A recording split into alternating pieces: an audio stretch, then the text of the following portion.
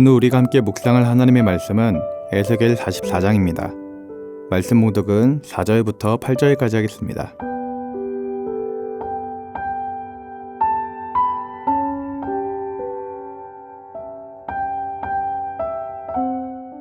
그가 또 나를 데리고 북문을 통하여 성전 앞에 이르시기로 내가 보니 여호와의 영광이 여호와의 성전에 가득한지라. 내가 얼굴을 땅에 대고 엎드리니 여호와께서 내게 이르시되 인자야 너는 전심으로 주목하여 내가 내게 말하는 바 여호와의 성전의 모든 규례와 모든 율례를 귀로 듣고 또 성전의 입구와 성소의 출구를 전심으로 주목하고 너는 반역하는 자 곧 이스라엘 족속에게 이르기를 주 여호와께서 이같이 말씀하시기를 이스라엘 족속아 너희의 모든 가증한 일이 족하니라. 너희가 마음과 몸에 할례 받지 아니한 이방인을 데려오고 내 떡과 기름과 피를 드릴 때에 그들로 내 성소 안에 있게 하여 내 성전을 더럽힘으로 너희의 모든 가증한 일 외에 그들이 내 언약을 위반하게 하는 것이 되었으며 너희가 내 성물의 직분을 지키지 아니하고 내 성소에 사람을 두어 너희 직분을 대신 지키게 하였느니라. 아멘.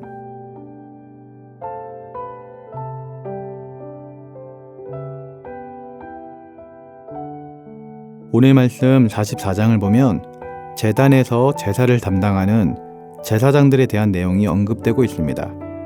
거짓 제사장과 참 제사장의 특징 및 하나님의 제사를 바로 수행하는 참 제사장에게 주어질 상급에 대해서도 언급되고 있습니다. 또한 성전에서 제사장들이 지켜야 할 규례와 제사장의 자격과 그리고 그들에게 돌아갈 기업에 대한 내용도 기록되고 있습니다. 오늘은 그 중에 5절 말씀을 통해 하나님의 은혜를 나눌 수 있기를 소원합니다. 5절 말씀을 보면 하나님께서는 에스겔을 향하여 인자야 너는 전심으로 주목하라 라고 말씀하고 있습니다.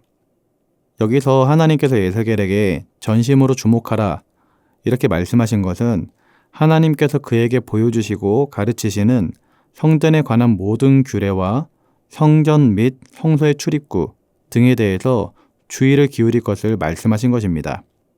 하나님께서 에스겔에게 이렇게 성전에 대한 계시에 대하여 전심으로 주목할 것을 요구하시는 것은 그가 하나님의 계시를 백성들에게 반드시 그리고 바르게 전해야 될 사명을 가지고 있었기 때문이라고 말할 수 있습니다. 그러나 이러한 명령은 에스겔뿐만 아니라 사실 에스겔을 통해서 하나님의 계시를 들어야 할 이스라엘 백성들에게도 동일하게 적용되어야 할 구체적인 명령이었습니다. 에스겔은 물론 그로부터 하나님의 계시를 전달받는 백성들도 그 계시에 전심으로 주목해야만 했던 것이죠. 특히 주목이라는 말이 가진 사전적 의미처럼 그들은 하나님께서 보이신 말씀과 환상에 관하여 모든 관심을 집중하여 듣고 반드시 마음에 새기도록 힘써야 했습니다. 그렇다면 백성들이 하나님의 말씀에 전심으로 주목해야 하는 이유는 무엇일까요? 그것은 하나님의 말씀만이 그들이 나아가야 할 길을 바르게 알려줄 수 있고 하나님의 말씀만이 그들로 하여금 하나님의 백성다운 삶을 살 수 있도록 인도해 주기 때문입니다. 이스라엘 백성들이 모든 나라 중에 제사장 나라라는 영광스러운 소명을 부여받았음에도 불구하고 이방 나라들에게 멸시를 당하고 결국에는 멸망한 이유는 그들이 하나님께서 말씀하신 규례에 대하여 모든 관심을 집중하여서 듣고 바르게 지키려는 노력이 없었기 때문입니다. 오늘 본문에 소개되고 있는 성전과 관련된 규례만 보아도 그렇습니다. 율법의 가르침에 의하면 성전에는 할례받지 않은 이방인이 출입할 수가 없었습니다. 또한 성전은 우상과 같은 가증한 것으로 더럽혀져서도 안 되었습니다. 그런데 이스라엘 백성들은 성전에 이방인들을 출입시켰고 성전에 우상을 세우고 숭배하였던 것입니다.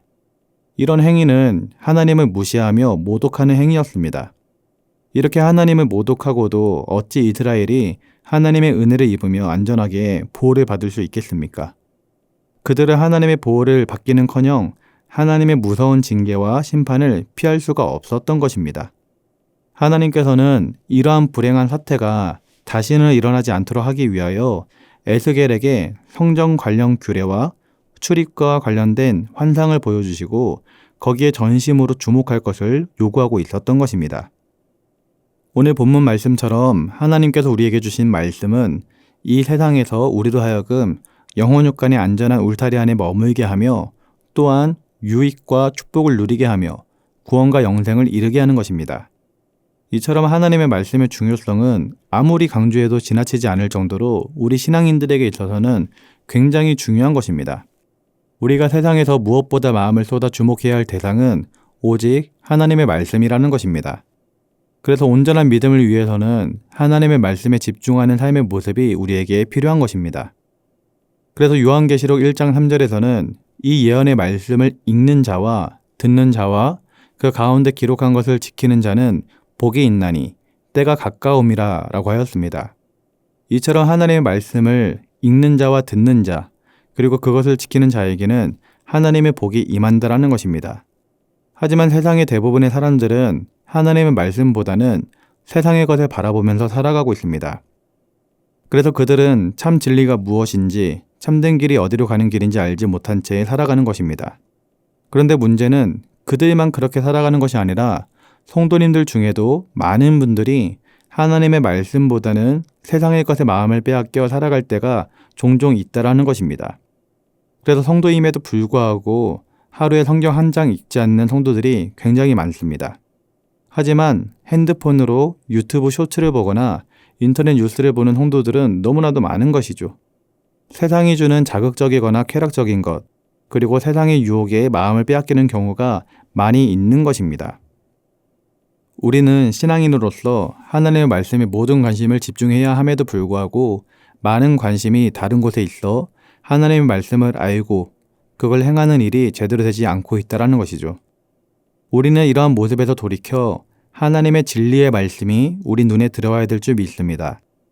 날마다 하나님의 말씀을 읽고 묵상하며 하나님과 교제하는 그러한 삶을 살아가야 하는 것입니다. 우리가 주님을 믿는 우리의 삶을 더욱 가치 있게 하고 풍성한 은혜와 축복으로 채워가길 원한다면 우리는 하나님의 계시의 말씀에 전심으로 주목하여 그 계시를 깨닫고 하나님의 뜻대로 행하는 삶을 결단해야 될 줄 믿습니다. 우리가 우리의 손에 쥐어진 성경을 펴서 거기서 무엇을 말씀하시는지, 무엇을 약속하시는지, 무엇을 경계하시는지 이 모든 것들에 집중하며 나아갈 때 살아있고 운동력 있는 하나님의 말씀의 능력이 우리의 영을 살리고 우리의 삶을 살리고 우리 인생 가운데 큰 은혜와 축복으로 채워줄 줄 믿습니다. 그러한 말씀의 은혜가 가득할 수 있기를 예수님의 이름으로 기도드립니다. 기도하겠습니다. 사랑과 은혜가 풍성하신 하나님 아버지, 오늘 말씀을 통해 우리의 마음을 깨워주시니 감사를 드립니다. 우리의 시선이 세상을 향하지 않기를 원합니다. 날마다 주의 말씀에 전심으로 주목하며 살아가게 하여 주옵소서. 이를 위해 날마다 성경을 펴게 하시고 그 말씀에 귀를 기울이게 하시며 하나님의 뜻을 깨닫고 순종하는 자가 될 수 있도록 은혜와 축복을 더하여 주시옵소서. 말씀 안에서 우리의 삶이 지켜지고 말씀으로 인해 참된 복과 은혜를 누릴 수 있도록 하나님 축복하여 주시옵소서. 감사를 드리며 예수님의 이름으로 기도드립니다. 아멘. 하늘에 계신 우리 아버지, 아버지의 이름을 거룩하게 하시며 아버지의 나라가 오게 하시며 아버지의 뜻이 하늘에서와 같이 땅에서도 이루어지게 하소서. 오늘 우리에게 일용할 양식을 주시고 우리가 우리에게 잘못한 사람을 용서하여 준 것 같이 우리 죄를 용서하여 주시고 우리를 시험에 빠지지 않게 하시고 악에서 구하소서. 나라와 권능과 영광이 영원히 아버지의 것입니다. 아멘.